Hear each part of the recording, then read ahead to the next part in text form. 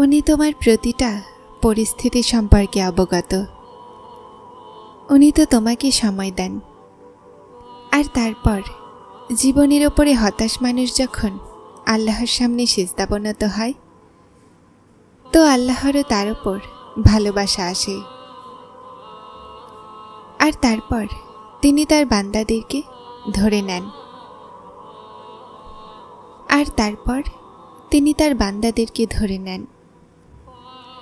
তার অশ্রুগুলোর লাজ রক্ষা করেন, তাকে দান করে দেন শান্তিতে, প্রশান্তিতে, আর সেই সমস্ত নিয়ামতগুলোতে যেটার মানুষ অপেক্ষা করে।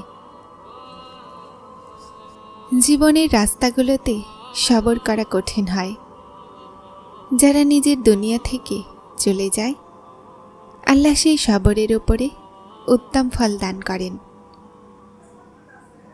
যদি সবর করা এতটা সহজ হতো, তো আল্লাহ এটার ফল এত সুন্দর দিতেন না। সবর করে নাও বলা সহজ, কিন্তু সবরের ওই রাস্তা দিয়ে অতিক্রম করা খুব কঠিন। কিন্তু যখন তোমার বিশ্বাস হবে যে তিনি তোমাকে পরীক্ষায় ফেলেছেন, তিনি তোমাকে এই পরীক্ষা থেকে বের করবেন, তো আপনা আপনি সবর আসতে শুরু করে। আর যদি তুমি জানতে যে ওই সবরের কতটা ফল, তো তুমি সারা জীবনও সবর করতে ক্লান্ত হতে না। আর আল্লাহ পরীক্ষা তার ওই বান্দাদের থেকেই করেন যাদের ওই পরীক্ষা থেকে উত্তীর্ণ হওয়ার ক্ষমতা দেন। আর যারা সবর করে নেয়, তাদের পরীক্ষা উত্তম থেকে সর্বোত্তম হয়।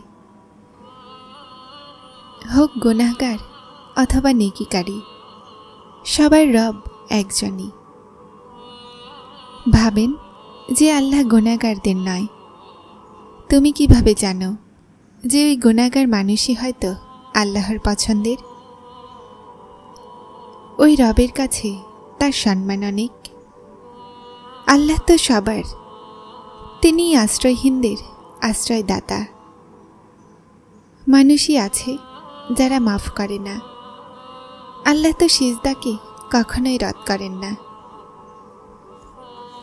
যিনি সবসময় তৈরি থাকেন ক্ষমা করার জন্য।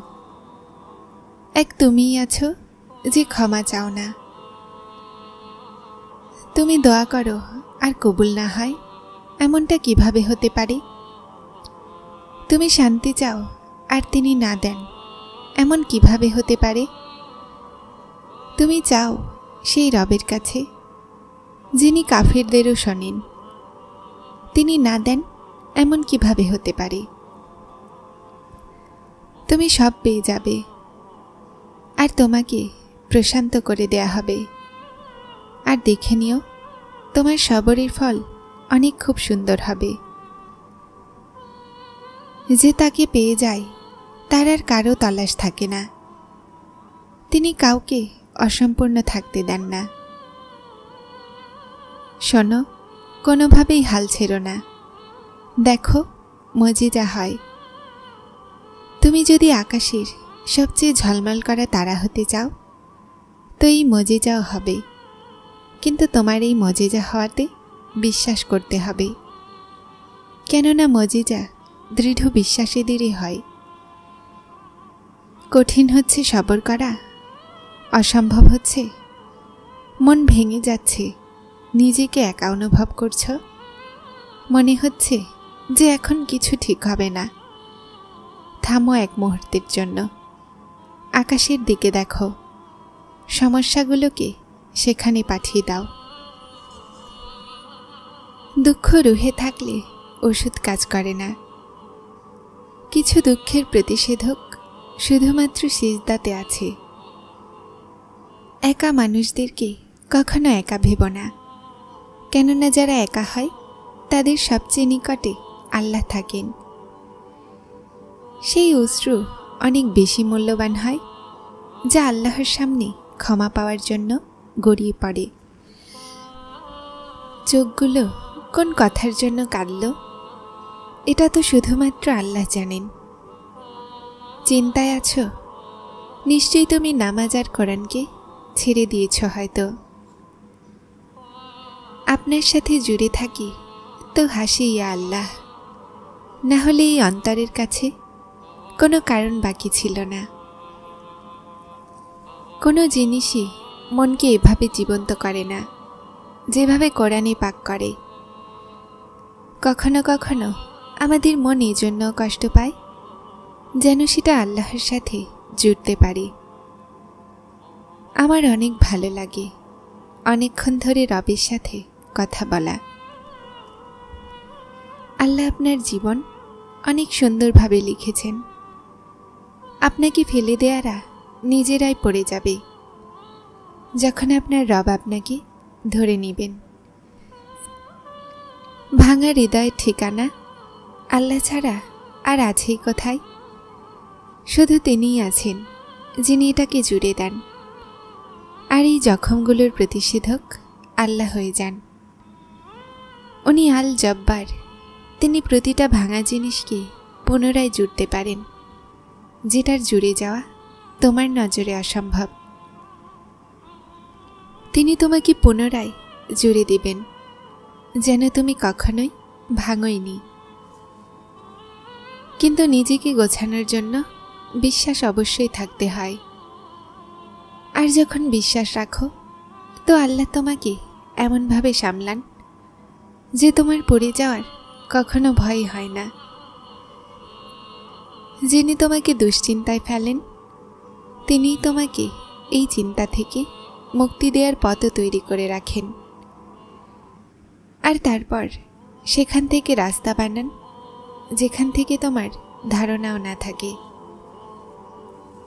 তাই যদি তুমি চাও যে তিনি তোমার দোয়াগুলোর উপরে রাজি হয়ে যাক, তো প্রথমে তুমি তার ফায়সালাতে রাজি হয়ে যাও আর তার নির্ধারিত সময়ের অপেক্ষা করো। তাহলে এটা ভেবো না যে যা চাচ্ছ সেটাকে পাবে কিভাবে, কেননা সেটার ফল তোমার আল্লাহ ভাবনার চেয়ে অনেক আগে করে রেখেছেন। তোমার বিশ্বাস আর দোয়ায় তোমার পরিস্থিতি বদলায়, আর যখন আল্লাহ তোমাকে তার সামনে সিজদা করার তৌফিক দেন তো তখন তিনি কবুলিয়তকে তোমার সমস্ত দোয়ার ভাগ্য বানিয়ে দেন। যখন তোমার সব চেষ্টা ব্যর্থ হয়ে যায় তখন তোমার দোয়াগুলোই তোমাকে সেই জিনিসগুলো পর্যন্ত নিয়ে যায় যেখান পর্যন্ত পৌঁছানোর তুমি কল্পনাও করতে পারো না। আর যখন সবরকারীরা কষ্টে আল্লাহকে ডাকে তো তাদের অন্তরকে তিনি ঠান্ডা করে দেন আর তাদেরকে সমস্ত দুশ্চিন্তা থেকে মুক্ত করে দেন। তোমার কাজ শুধুমাত্র দোয়া করা, রাস্তা তিনি নিজেই বানান, আর জলদি তিনি তোমাকে এমনভাবে খুশি করে দিবেন যে তুমি পুনরায় প্রাণ ফিরে পাবে। আল্লাহ তোমাকে ভেঙে যাওয়ার আগেই ধরে নিবেন। তাকে ডেকে তো দেখো। এই দুনিয়াতে যদি কেউ শান্তিতে আছে তো নিশ্চয়ই তার দৃঢ় সম্পর্ক আল্লাহর সাথে আছে। চিন্তিত করে না তাদেরকে জীবনের আঘাতগুলো, যাদের আল্লাহর নাম নিয়ে মোকাবেলা করার অভ্যাস আছে। অস্থিরতা থাকে যদি খোঁজার, তো দুনিয়ার সমস্ত রাস্তা আল্লাহর দিকে যায়।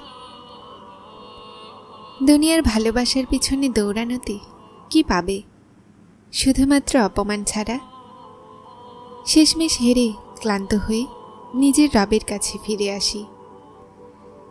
কতটা শান্তিময় মুহূর্ত হয় যখন দুনিয়ার কাছে ক্লান্ত হয়ে হেরে সেই মানুষদের থেকে লুকিয়ে আল্লাহর সামনে মাথা ঝুঁকিয়ে দেই।